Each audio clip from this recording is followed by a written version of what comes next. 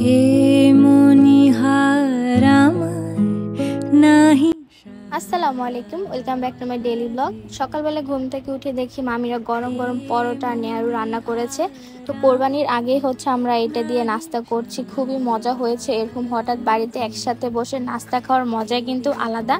তো একে একে করে সবাই পরোটা নিয়ে খাচ্ছিল। আমিও ঘুম থেকে একটু লেট করে উঠেছি, আমার জন্য রেখে দিয়েছে গরম গরম, আমি উঠেছি আর ভেজে দিয়েছিল।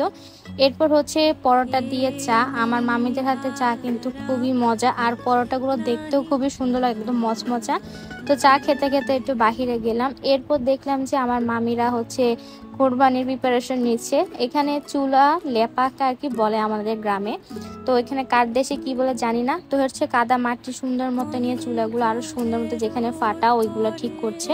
আর এখানে চালের রুটি বানাবে, এসব চালের গুঁড়োগুলো করছে। এর মধ্যে দেখি বিকালবেলা আলহামদুলিল্লাহ আমাদের গরু নিয়ে আসা হয়েছে।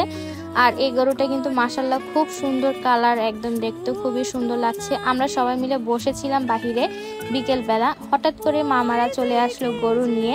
তো আমরা অনেক সারপ্রাইজ হয়ে গেছি যে এত তাড়াতাড়ি গরু কিনা হয়ে গেছে, যা বলার বাহিরে। এরপর আমি পানি নিয়ে তো দুষ্টুমি করতেছিলাম পুকুর পাড়ে গিয়ে, এটা করতে আমার খুবই বেশি ভালো লাগে। নাহি সাজে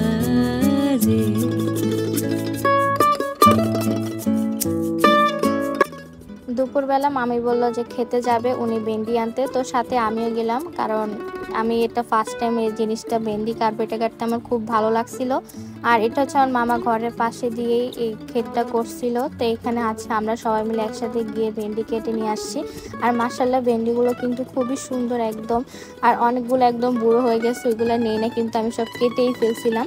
এরপর একটা একটা করে আমি ভেন্ডিগুলো নিচ্ছিলাম। এই যে দেখেন ভেন্ডিগুলো কত সুন্দর হয়েছে, একদম নরম। আর মামিগুলো ভাজিও করছিল, খেতে অনেক মজা লাগছিল। তাই তো বসে আছি, এহার তোমায় পড়াই যদি, তবে আমি বাঁচি। আর এই যে বোনরা সবাই মিলে একসাথে বসে আমরা পুকুর পাড়ে আড্ডা দিচ্ছিলাম। তো এটাই ছিল আজকের ডেইলি ব্লগ। কেমন লাগছে সবাই অবশ্যই ভিডিওতে কমেন্ট করে জানাবেন। দেখা হবে পরবর্তী ভিডিওতে। আল্লাহ হাফেজ।